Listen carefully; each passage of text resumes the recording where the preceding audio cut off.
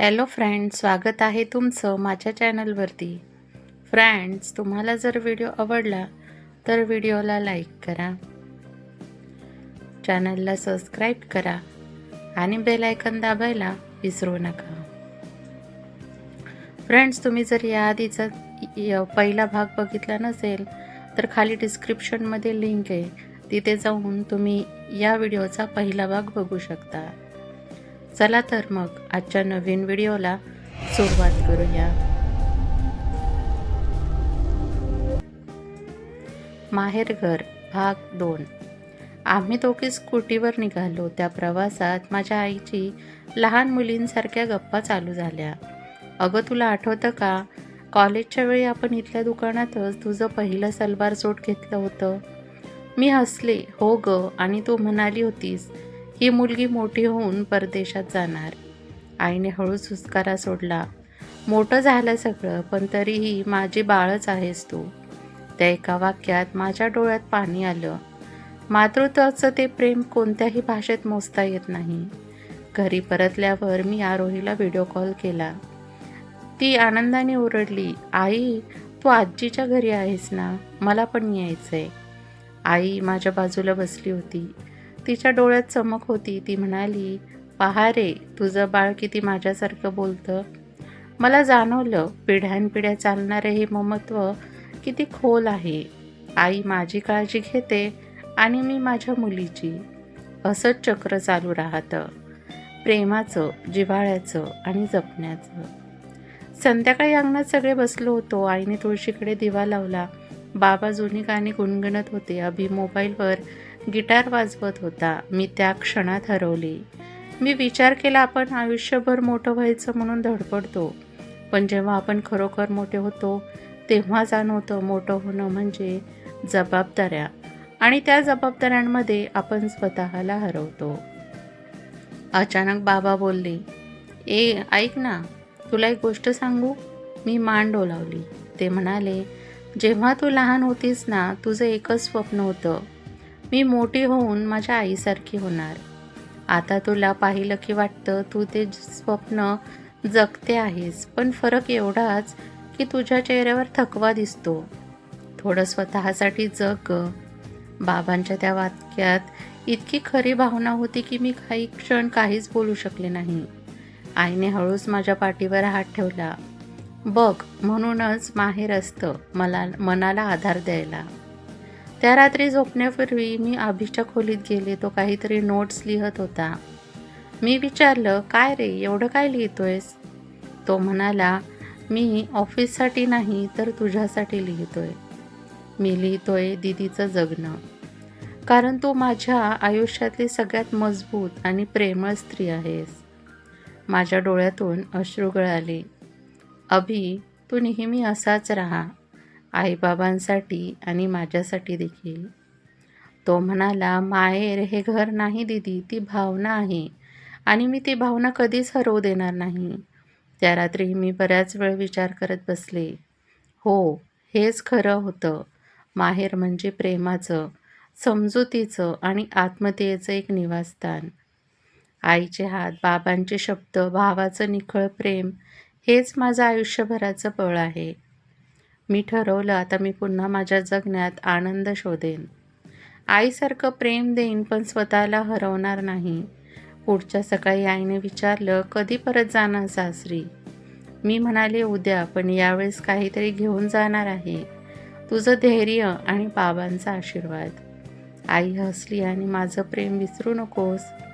ते कधीच नाही आई, मी म्हणाले, आणि तिच्या कुशीत शिरली. त्या दिवशी मी पुन्हा एकदा माझ्या आत्म्याला स्पर्श केला. माहेरघराने मला आठवण करून दिली की नाती जर खरी असतील तर अंतर काहीच तोडू शकत नाही. माहेरून सासरी परतताना तिच्या मनात झालेला बदल, नव्या जाणीवा आणि नात्यांकडे पाहण्याचा नवा दृष्टिकोनच उलगडतो. माहेर घरून सासरी परतताना मिळालेलं ते नवं बळ. सकाळची वेळ होती, पक्ष्यांचा किलबिलाट होता, सगळं घर जागं होतं. मी खिडकीतून बाहेर पाहत होते. अंगणात आई तुळशीला पाणी घालत होती. बाबा चहाचा कप हातात घेऊन पेपर वाचत होते आणि अभि स्कूटीची धूळ झटकत होता. किती साधं आयुष्य पण किती शांत होतं. मला जाणवलं या घरात शांतता म्हणजे समाधान आहे आणि माझ्या शहरातली शांतता म्हणजे एकाकीपणा. आईने माझ्यासाठी नाश्ता केला, गरम पोहे आणि 1 कप चहा. ती म्हणाली, "जा गं, निघायचंय वेळेवर. सुयोग येऊन घेणार ना?" मी मान हलवली. "हो, त्याने फोन केला होता. 10 वाजता येईल म्हणाला." आईने माझी बॅग हातात घेतली आणि म्हणाली, "बघ, यावेळेस तू माहेरातून काहीतरी वेगळं घेऊन जा, तुझं स्वतःचं हसू." मी तिच्याकडे पाहिलं आणि तिच्या चेहऱ्यावरचं ते प्रेम पाहून डोळ्यात पाणी आलं. मी म्हणाले, "आई, तू असलीस ना तर मी कधीच एकटी नाही." बाबा अंगणात उभे होते. मी नमस्कार केला. त्यांनी हळूच माझ्या डोक्यावर हात ठेवला. "जा गं, सुखाने राहा, पण स्वतःचा आत्मसन्मान कधीच हरवू देऊ नकोस." त्या शब्दांनी माझं मन पुन्हा हलकं झालं. बाबा नेहमी कमी बोलतात, पण त्यांच्या प्रत्येक शब्दात आयुष्याचा सार असतो. अभि गेटपर्यंत सोडायला आला. तो म्हणाला, "दीदी, पुढच्या वेळेस फक्त तू नाही तर आरोहीलाही घेऊन ये. तिला पण तिचं माहेर पाहू दे." मी हसले. "हो रे, नक्की आणीन. आणि तू तिचा आवडता मामा होणार आहेस." तो हसत म्हणाला, "ते आधीपासूनच ठरलेलं आहे." थोड्याच वेळात सुयोग आला. गाडी थांबली. मी सामान घेतलं. आई बाबा अंगणात उभे राहून हात हलवत होते. त्या क्षणी माझ्या मनात एकच विचार आला, माहेरचं दार म्हणजे जणू आत्म्याचं मंदिर, जिथून तू प्रत्येक वेळी नव्याने जगायला निघतेस. गाडी निघाली. मी मागे पाहत राहिले. घर हळूहळू दूर होत गेलं, पण मनात ते अधिक जवळ येत होतं. रस्त्यात सुयोग म्हणाला, "तू काहीतरी वेगळी वाटतेस आज. चेहऱ्यावर शांत हसू आहे. माहेरचं मॅजिक वाटतंय बहुतेक." मी हसली. "हो, तिथे गेलं की सगळं मन धुतलं जातं." तो म्हणाला, "ते घर खरंच जादूचं असतं बहुतेक. तू परत आल्यावर वातावरणच बदललेलं आहे." त्याचं हे बोलणं ऐकून मनात ऊब आली. कधी-कधी थोडीशी ओळख आणि आदरसुद्धा नात्यांना नवं बळ देतात.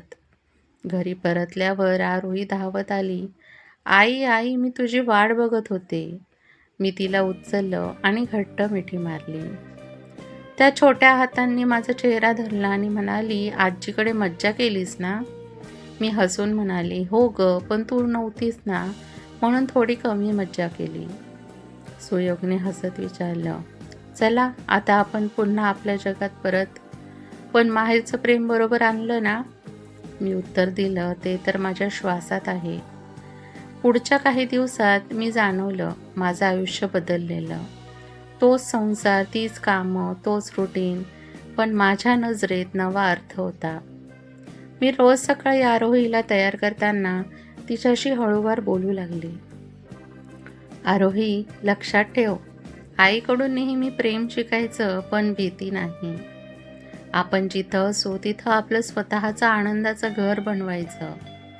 ती हसली. "जसं आजीकडे असतं ना?" मी म्हणाले, "हो गं, अगदी तसंच."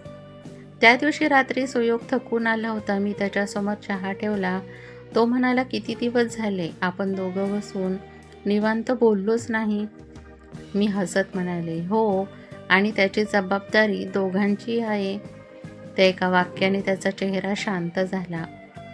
तो म्हणाला, "कधी-कधी मला वाटतं आपण रोज जगतो, पण खरं जगणंच विसरतो." मी म्हणाले, "माहेरी जाऊन मला जाणवलं, जगणं म्हणजे फक्त जबाबदारी नव्हे, तर एकमेकांना समजून घेणं आहे." त्याने माझा हात धरला आणि म्हणाला, "मला वाटतं तू आज काहीतरी शिकून आली आहेस." मी हसले. "हो, आईकडून शिकले. गप्प राहण्यातही उत्तरं असतात." पुढच्या दिवशी मी आईला फोन केला. ती विचारत होती, "सगळं ठीक आहे ना?" मी म्हणाले, "हो आई, आता मन हलकं झालंय. तू दिलेलं बळ माझ्याबरोबर आहे." ती म्हणाली, "ते बळ मी नाही दिलं गं, तुझ्यात आधीपासूनच होतं. मी फक्त तुला दाखवलं." त्या शब्दांनी माझं मन पूर्ण झालं. आईचा आवाज म्हणजे प्रत्येक वेळी माझ्या थकलेल्या आत्म्याला एक हळूवार स्पर्श. त्या आठवड्याच्या शेवटी मी आणि सुयोग दोघं आरोहीला घेऊन मंदिरात गेलो. प्रार्थना करताना माझ्या डोक्यात एकच विचार आला, आपल्या माहेरासारखं मनातलं घर तयार करायचं. मी आता माझ्या सासरीसुद्धा माहेरसारखं उबदार वातावरण निर्माण करायला लागले. स्वयंपाक करताना आरोहीला शिकवायचे, प्रेम घालून बनव म्हणजे देव तिथेच असतो. सोयगला ऑफिसमधला ताण कमी वाटू लागला, कारण आता घरात हसू परत आलं होतं. कधी कधी रात्री बाल्कनीत बसून मी आकाशाकडे पाहते. चांदणं दिसलं की मला माहेरचं अंगण आठवतं. आईच्या हातचं जेवण, बाबांचा आवाज, अभिचं हसू सगळं डोळ्यासमोर उभं राहतं. आणि त्या आठवणी मला सांगतात, तू कुठेही जा, तुझं माहेर तुझ्यातच आहे. एका संध्याकाळी सुयोगने विचारलं, पुन्हा केव्हा जाणार माहेरी? मी म्हणाले, जेव्हा मन थकलेलं असेल आणि तू म्हणशील जा, तेव्हा जाईल. पण यावेळेस मी ते फक्त घर म्हणून नाही, तर शक्तीचं ठिकाण म्हणून पाहीन. तो म्हणाला, मला पण एक दिवस न्यायचं तुझ्या माहेरी. मला ते जादूचं घर पाहायचं आहे. मी हसले, हो, बघशील तर तुला जाणवेल तिथल्या भिंतींच्या सावलीत प्रेम श्वास घेतं. त्या रात्री झोपताना मी डायरी काढली. त्यात लिहिलं, माहेर म्हणजे तो धागा जो आपल्याला जगण्याशी जोडतो. आईचे हात, वडिलांचं मौन आणि भावाचं निखळ प्रेम, हीच ती तिन्ही मूर्ती ज्या स्त्रीला पुन्हा उभं राहायला शिकवतात. त्यावेळी लिहिताना मनात समाधानाची लाट उसळली. माझं माहेर आता फक्त एक ठिकाण नव्हतं, ते माझ्या मनातलं शांतीचं मंदिर बनलं होतं. पुढच्या महिन्यात जेव्हा आईचा वाढदिवस होता, मी सगळ्यांना आश्चर्य दिलं. मी, सुयोग आणि आरोही अचानक माहेरी पोहोचलो. आई दार उघडून उभी राहिली आणि म्हणाली, अगं, एवढं अचानक? मी तिच्या गळ्यात पडले आणि म्हणाले, आई, तू माझं माहेर घर आहेस, पण आता मी माझं घर तुझ्यासारखं केलंय. आईच्या डोळ्यातून अश्रू आले आणि ती म्हणाली, हेच तर आईचं खरं यश असतं. जेव्हा मुलगी स्वतःचं माहेर मनात बनवते, त्या दिवशी मला जाणवलं, माहेरचं प्रेम फक्त आठवण नसतं, ते प्रत्येक स्त्रीच्या आत्म्याचं बळ असतं. काळाचा झोका काही महिने गेले. सईचं आयुष्य हळूहळू परत स्थिर व्हायला लागलं. ती पुन्हा आपल्या शाळेत रुजू झाली होती. मुलांच्या डोळ्यातलं प्रेम आणि आदर पुन्हा तिच्या मनाला उभारी देत होतं. तिला आता जाणवत होतं, दुःख कितीही मोठं असलं तरी आयुष्य पुढे नेलं पाहिजे, कारण आपल्यावर विश्वास ठेवणारे काही चेहरे नेहमी आपल्यासोबत असतात. आई वडील रोज तिच्याशी बोलायचे. रात्री कधी फोनवर गप्पा, कधी व्हिडिओ कॉलवर जेवण एकत्र घेणं. त्या छोट्या क्षणांनी सईला खूप मोठं बळ दिलं. एक दिवस शाळेत वार्षिक समारंभ होता. सईच्या वर्गातल्या मुलांनी आईबाबाच्या प्रेमावर आधारित नाटक केलं. शेवटच्या प्रसंगात जेव्हा छोटा मुलगा म्हणतो, माझं घर छोटं आहे, पण माझं माहेर मोठं आहे, कारण तिथं मला बिनशर्त प्रेम मिळतं. सईच्या डोळ्यातून नकळत अश्रू आले. ती स्वतःचं आयुष्य त्या संवादात बघत होती. भावाचा संघर्षादरम्यान रोहनचं आयुष्यसुद्धा मोठ्या गोंधळात होतं. ऑफिसमध्ये बढती मिळाली होती, पण जबाबदाऱ्या वाढल्या. लग्नाचं वय झालं होतं, पण आई वडील विचार काढले की तो टाळायचा. एक दिवस आईने विचारलं, बाळा, तू आता 30 वर्षांचा झालास, स्थिर हो, नाहीतर वेळ हातातून निघून जाईल. रोहनने हसत उत्तर दिलं, आई, अजून थोडा वेळ दे, मी माझं आधी मन स्थिर करतो. सईचं सगळं व्यवस्थित झालं की मग बघू. आईला त्याच्या डोळ्यातली ओढ समजत होती. भाऊ म्हणून तो जरी काही बोलत नसे, तरी त्याच्या मनात सईसाठी प्रचंड प्रेम होतं. प्रत्येक वाढदिवसाच्या दिवशी तिला भेटवस्तू पाठवायचा, पण नाव कधी लिहायचा नाही. एकदा सईला पार्सल आलं, एक छोटं फ्रेम केलेला फोटो, कोलॅज. त्यात तिचा आई वडिलांचा एक जुना फोटो होता. मागे लिहिलं होतं, घर कुठं असतं जिथं आपल्यासाठी कुणीतरी प्रार्थना करतं. सईचं मन भरून आलं. तिला लगेच समजलं, हे रोहनचं काम आहे. नवीन ओळख, नवीन वळण. एक दिवस शाळेत एक नवीन पालक भेटायला आला, विनय कदम. त्याची मुलगी अन्वी सईच्या वर्गात शिकत होती. विनय विदूर होता. त्याची पत्नी काही वर्षांपूर्वी गेली होती. विनय अत्यंत शांत, समजूतदार आणि सुसंस्कृत होता. मुलीच्या शिक्षणाबद्दल तो खूप जागरूक होता. सई आणि विनयची काही संवादातून ओळख झाली. अन्वीला सई खूप आवडायची. ती म्हणायची, टीचर तुम्ही माझ्या आईसारख्याच आहात. हा शब्द ऐकून सईच्या मनात काहीतरी हललं. ती न समजता त्या लहान मुलीवर प्रेम करायला लागली. विनय आणि सई हळूहळू मित्र झाली. त्यांच्यात एक आदरयुक्त जवळीक निर्माण झाली. विनयने तिच्या मनाला तुटलेला आत्मविश्वास ओळखला आणि तिच्या आयुष्यात पुन्हा हसू आणलं. एक दिवस सईने आईला सांगितलं, आई, विनय नावाचा एक व्यक्ती भेटला. तो खूप चांगला आहे, पण मी आता पुन्हा आयुष्य सुरू करण्याच्या विचारात नाही. आई शांतपणे म्हणाली, सई, जीवन एकदाच मिळतं. तू दुसऱ्यांच्या दुःखातून जगायला शिकली आहेस, पण स्वतःसाठी जगायचंही तितकंच गरजेचं आहे. आमचा आशीर्वाद नेहमी तुझ्यासोबत आहे. भावाचा निर्णय त्या रात्री आईने रोहनला सांगितलं, बाळा, सईच्या आयुष्यात कुणीतरी पुन्हा प्रकाश आणतोय. रोहन काही क्षण गप्प राहिला, मग म्हणाला, आई, जर तो खरंच तिचं सुख परत आणू शकतो तर तिला काही हरकत नाही. फक्त तो तिच्या डोळ्यातले अश्रू कधीच येऊ देऊ नये. रोहनने दुसऱ्या दिवशी सईला फोन केला, ताई, तू आनंदी राहा. तू हसतेस तेव्हा मला असं वाटतं जग जिंकून आलं. आमचं घर फक्त तुझ्या हसण्यात आहे. सई काही क्षण शांत राहिली, मग म्हणाली, रोहन, तुझ्यासारखा भाऊ माझ्या आयुष्यात आहे, म्हणूनच मी पुन्हा जगायला दसते. सगळी दुनिया पाहणारा क्षण काळ पुढे गेला. सई आणि विनयचं लग्न साध्या पण सुंदर पद्धतीने झालं. शाळेतील मुलं, आईवडील, रोहन सगळे आनंदाने सहभागी झाले. सईच्या डोळ्यात समाधान होतं. तिला आता समजलं होतं, माहेरघर म्हणजे फक्त 4 भिंती नव्हे, ते एक भावनांचं आसन आहे, जे आयुष्यभर मनात राहतं. लग्नाच्या दिवशी आईने सईला मिठी मारली आणि म्हणाली, बाई, माहेर नेहमी तसंच असतं. या दारावर कोणी कुलूप नाही. तुझं माहेरघर कधीच बंद होत नाही. सईने डोळे पुसले आणि हसत म्हणाली, आई, आता मी कुठेही गेले तरी माझं माहेर मनात आहे आणि तुम्ही सगळे माझ्या श्वासांमध्ये आहात.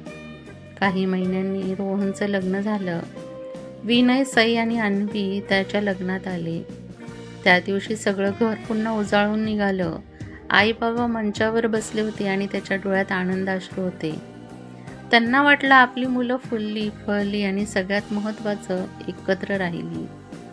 सईने भावाचा हात हातात धरला आणि म्हणाली, रोहन, माहेरघर कधी संपत नाही, कारण आपण सगळे त्यात जिवंत रूप आहोत. रोहनने हसून उत्तर दिलं, हो ताई, आणि तूच तर त्या घराचं हृदय आहेस. माहेर घराचं खरं मूल्य वेळ साकारत गेला. आता सईचं आयुष्याने शांततेने आणि समाधानी पुढं चाललं होतं. विनय एक प्रेमळ नवरा ठरला होता आणि छोटी अन्वी तर सईच्या आयुष्याचा हृदयाचा ठोका बनली होती. दर रविवारी ती माहेरी जायचीच. आई आधीच तिचा आवडतं चहा पोहे बनवून ठेवायची. बाबा रोजचा वर्तमानपत्रातील एखादा विनोदी किस्सा सांगायचे आणि रोहन तिला, ताई, आज पुन्हा नटून आलीस का म्हणून चिडवायचा. ती सगळं ऐकून मनोमन हसायची. एका अशाच रविवारी सई माहेरी आली होती. आई अंगणात फुलं वेचत होती. सई तिच्या मांडीवर डोकं ठेवून बसली. आई, कधी कधी वाटतं मी किती भाग्यवान आहे. माझं माहेर इतकं सुंदर आहे की इथं पाय ठेवला की सगळं दुःख विसरते. आईने तिच्या केसांवरून हात फिरवत म्हणाली, बाई, माहेर म्हणजे केवळ घर नाही, ते आपल्या आत्म्याचं आश्रयस्थान असतं. आयुष्य कुठेही नेलं तरी स्त्रीचं मन शेवटी माहेरीच शोधतं. अन्वीचं छोटं पत्र त्या दिवशी सईने एक छोटं आश्चर्याने पाहिलं. अन्वीने एक चित्र बनवलं होतं एका घराचं, ज्यात एका बाजूला मम्मा, विनय आणि दुसऱ्या बाजूला आजी आजोबा आणि रोहन मामा होते. चित्रकाली लिहिलं होतं, हे सगळे मिळून माझं मोठं घर आहे. हे माझं माहेरही आहे आणि माझं आयुष्यही. सई त्या छोट्या मुलीच्या ओळी पाहून स्तब्ध झाली. तिच्या डोळ्यात अश्रू आले. आई होणं म्हणजे फक्त जन्म देणं नाही, कोणाचं घर होणं म्हणजे त्यांची सुरक्षितता देणं. काळाचं चक्र आणि पिढ्यांची नाती. काही वर्षांनी आईवडील वृद्ध झाले. त्यांचं आरोग्य थोडं ढासळलं. रोहन नोकरीसाठी दुसऱ्या शहरात गेला, पण आठवड्यातून एकदा तरी येऊन भेटायचा. सई आता दोन्ही जबाबदाऱ्या निभावत होती, आपल्या सासरची आणि माहेरची. विनय तिचा सगळ्यात मोठा आधार होता. तो म्हणायचा, सई, माणूस श्रीमंत तेव्हा नसतो जेव्हा त्याच्याकडे पैसा असतो. तो श्रीमंत तेव्हा असतो जेव्हा त्याच्याकडे माहेर असतं. त्या वाक्याने सईच्या मनात कायमच घर केलं. आईचा शेवटचा संदेश. पण एक दिवस आई खूप आजारी पडली. हॉस्पिटलमध्ये सगळे जमले.